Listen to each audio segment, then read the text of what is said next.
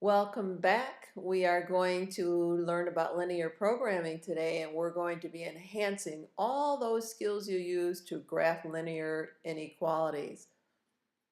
We're going to be determining constraints and objective functions, identifying the feasible region, testing vertices in the objective function, and solving word problems using linear programming. Doesn't this sound exciting?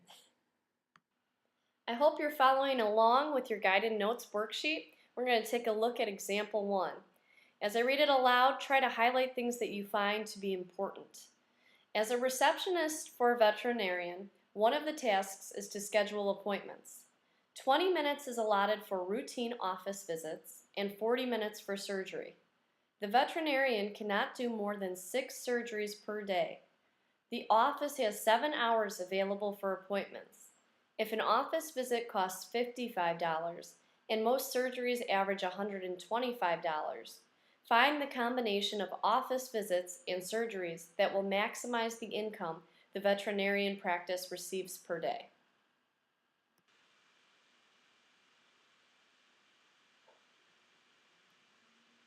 On your worksheet, you'll notice that you have a list of these 7 steps. And what's great about these steps is it will guide us through the problem one step at a time. And so we're going to do that right now. We're just going to do one step at a time and take this problem nice and slow. Alright, step 1 asks us to find the objective function. What you need to know is what is an objective function. An objective function really answers the question, so it's a good thing to always go back to the question to determine what the objective function is. It's something that we either want to maximize or minimize. So if I go back to the problem, you'll notice that they're asking us to find the combination of office visits and surgeries that will maximize the income of the veterinarian practice. So, where do we need to go in this problem to help us out? So you're wanting to make money. So in the objective function, we want to make money. Yes, it's about the money in this problem. Ah, well, I see a dollar sign here. So something that's 55 and something 125. What's that all about, Miss Dasher? Those are the numbers we're going to incorporate into our objective function because we want to maximize our profit or our income. So our objective function is going to be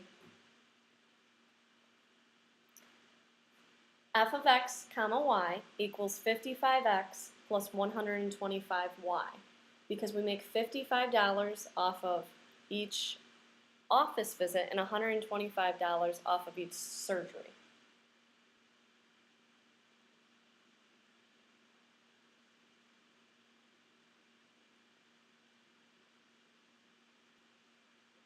So you can see we have our second step, which is defining your variables. Step 1 and step 2 really go hand in hand. To define your variables, you want to know what you're solving for, which is what the objective function helps you to do. So if we look at our objective function, it was all about making money. Your variables come from knowing how you make that money. We make money from office visits and surgeries. So our unknown variables, x and y, represent x is the number of office visits and y is the number of surgeries. So that helps us to know where we're going from here. Okay, so now in our third step, we need to write a system of inequalities. We're going to start with the 2 easiest ones. It definitely exists that we have office visits and that we have surgeries. So both of those have to stay positive.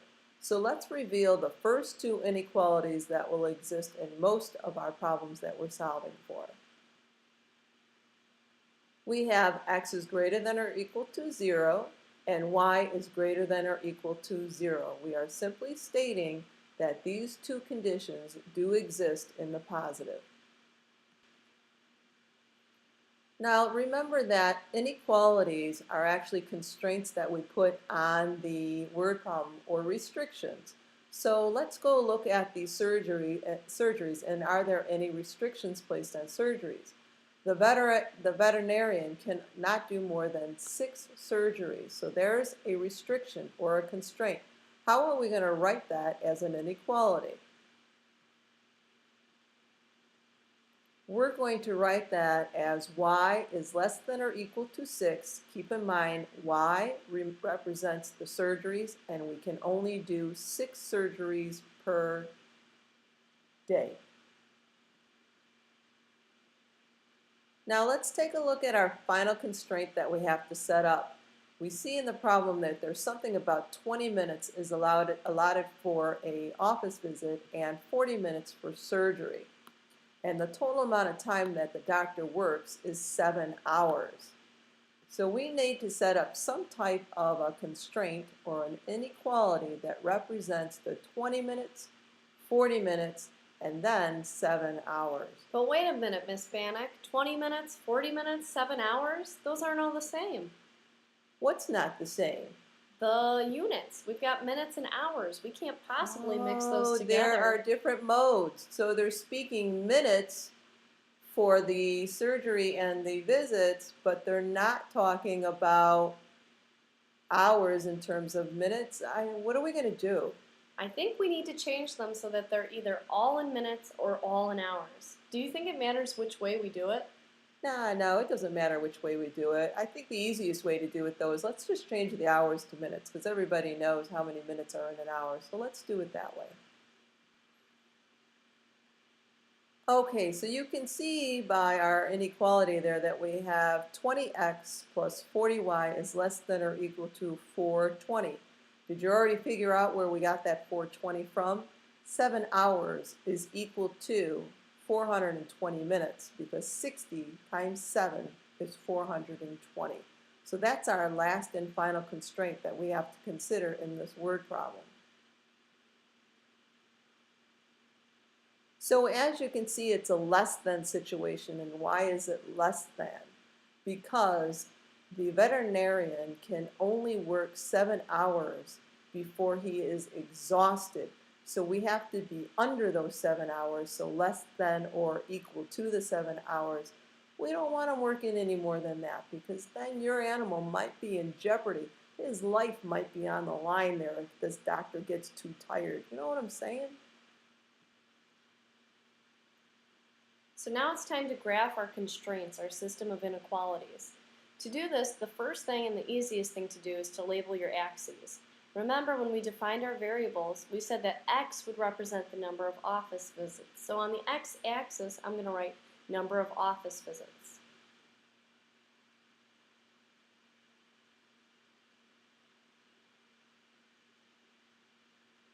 My y-axis represented my number of surgeries, so let's go ahead and write that.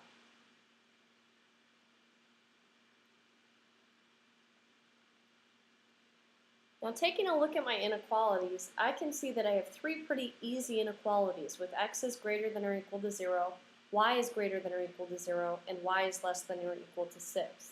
I wouldn't have any difficulties graphing that on this first quadrant that I've been provided on my graph paper. The last inequality, however, has some pretty big numbers, so we're going to have to figure out how can I fit that onto the graph that was provided. I have no idea how you would know what to make your intervals, Ms. Dash, or I don't even know where to start this problem. Alright, well what you need to do is you need to look at your confusing, or the ones with the big numbers, to figure out how to scale it. So we're really talking about the inequality 20x plus 40y is less than or equal to 420. To do this, you'll notice that this is in standard form, and we've practiced working on things with standard form. You want to find your x and y intercepts, where it touches the x and y axis. That's how far out we need to go. So let's go ahead and find our x-intercept to begin. Remember, to find your x-intercept, all you do is you let y equal 0. Oh, so for the x-intercept, I actually put the 0 in the y, and it will lie on the x-axis. Is that what you just said? So we're putting a 0 in for y, which means really 40y just cancels, and I get 20x is 420. Notice I'm not worried about the inequality here. I'm just interested in finding what that x is equal to. So when I divide by 20, I find out that my x-intercept is 21. Similarly, I'll find my y-intercept. To find my y-intercept, I'll let x be 0. So the term 20 times x, or 20 times 0, drops out, and I get 40y is equal to 420. When I divide by 40, I get y is equal to 10.5. So my y-intercept is 10.5. What does this all mean? Well, it means on the x-axis, I need to get to the number 21. And on the y-axis, I need to get to 10.5. Okay, so now what I need to do, I can see this now. You told me how far to the right I need to go, 21 boxes. So I have to count my boxes, see how many I have, and figure out what my scale is based on how many boxes I have. Is that what you're saying? Yes, so you'll notice on your x-axis, we have a total of 15 boxes. I need to get to 21, however. How about by twos? By twos will absolutely work. And so I'm going to label mine by twos. You need to make sure you indicate this on your graph. If you don't, you're not truly representing your data.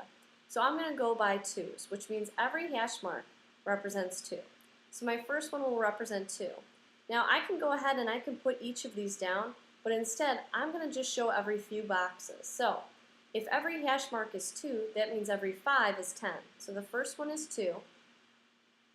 And then if I go 5 boxes total, I've got 10. Another 5 boxes will be 20.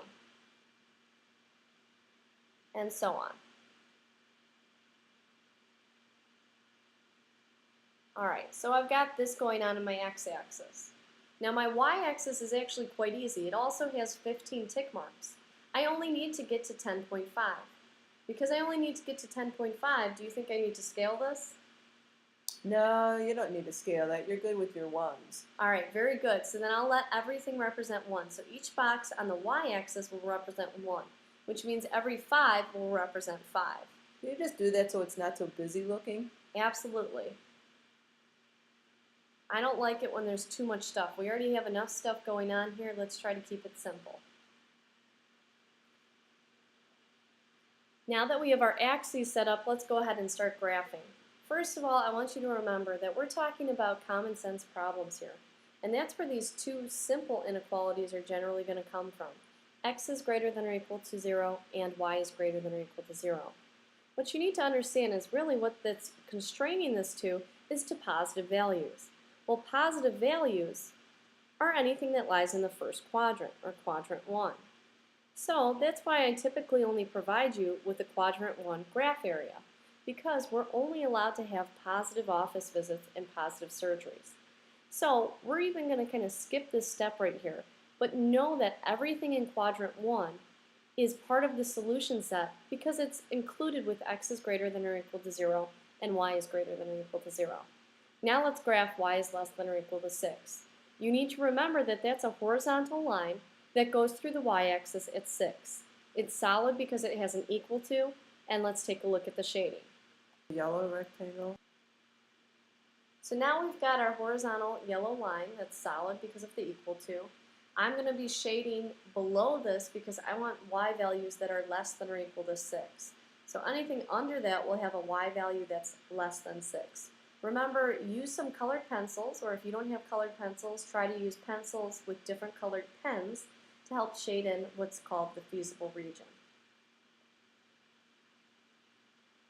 And so we get this picture. So I want you to keep thinking step by step, where is my possible solution set? According to the first two inequalities, we were limited to the first quadrant where everything's positive. Now I've added on top of that limitation this yellow shaded region. So right now we have a rectangularly shaped feasible region.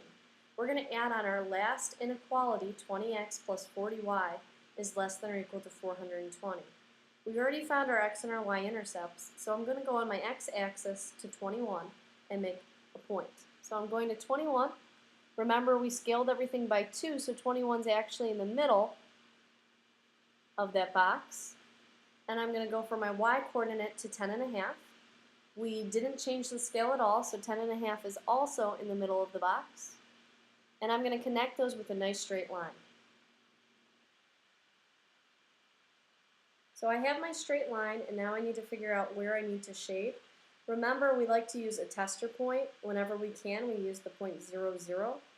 0, 0 is not on that green line, so I can go ahead and plug it back in to 20x plus 40y is less than or equal to 420. When I do that, the x and y term just essentially drop out, and I get 0 is less than or equal to 420. Because it's a true statement, I can shade where 0, 0 is, which is below the line. So take some time right now with your colored pencil to do that.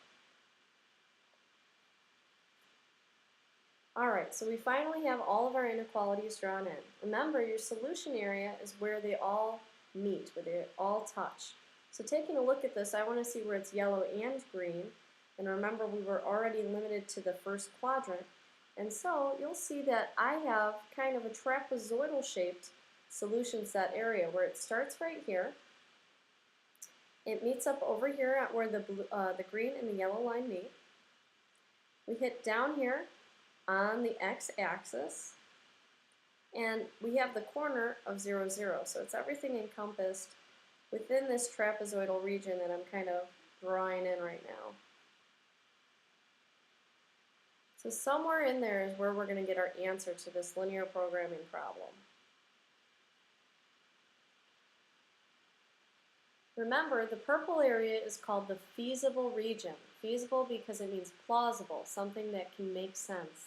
So somewhere in that purple feasible region is our solution. Now our fifth step is to find the coordinates of the vertices of your feasible region. So the coordinates of the purple region is the feasible region simply are all the points like 0, 0 and 0, 6, 9, 6, and 21, 0. Those are the vertices of the feasible region. Now in step 6, we're going to substitute the coordinates of the vertices into the objective function. The objective function is that the thing that's f of x and y that we did earlier? That's the one. That's the one we just started. It was our very first step. The very first step is the 55x plus 125y. We're going to sub our vertices into that one. You know that worksheet that we went over yesterday, Miss Dasher? Yes, yeah. It's kind of like that. We're just going to sub in the values and Okay. see what they come out to be. So if we plug in 0, 0, of course we're going to get 0. And now if they have the function of f of 21 comma 0, and we plug that in, we put 21 in for the x and 0 in for y, and we get 1,155. Let's move on to the function at 0, 6. And when we put absolutely 0 in for x and put 6 in for y, we'll get 750. And finally, what happens when we plug a 9 in for x, a 6 in for the y? We'll get 1,245. All right, we finally have gotten to the last step, step number 7, where we answer the question. So we need to remember, what was the question asking us to do? They want us to find out how many surgeries and how many office visits should we have to make the most income. I hope the surgeries are really, really a lot, because that's where I'm making my money, $125 for each surgery. Well, remember, we want the maximum in this problem because I want to make money. I don't want to have the lowest salary. That would be silly. That's it. So I want to go to step 6 and see which of those resulted in the largest number. Well, the largest result was 1,245. When did that occur? Well, what that means is I made $1,245 when A day? a day Wow. when I make 9 office visits and have 6 surgeries. Remember, we let x represent the number of office visits, y represent the number of surgeries. So 9 comma 6 represented 9 office visits and 6 surgeries. Do I have to say 9 office visits, 6 surgeries, or can I just write 9 comma 6? This is a word problem, so you need to put your answer as words. If you don't do that, I have no idea which one means which. You could mean 9 surgeries and 6 office visits. So you do need to specify. Now if you flip your worksheet over, you can see that we have another example, example 2.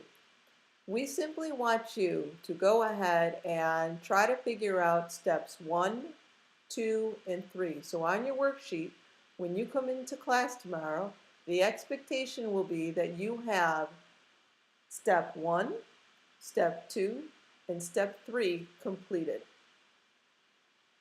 All right, so let's wrap this up here. I know we had a lot of steps along the way, but remember, following the steps helps you to guide yourself throughout the problem. Stay organized. And make sure that when you do answer the question, you go back and read, was it a maximum or a minimum? Lastly, we're going to talk about our third bullet point tomorrow in class. But if you're not sure where the graphs meet, so where the point of intersection is, we can use substitution and elimination to clarify where they meet for our vertices of our feasible region.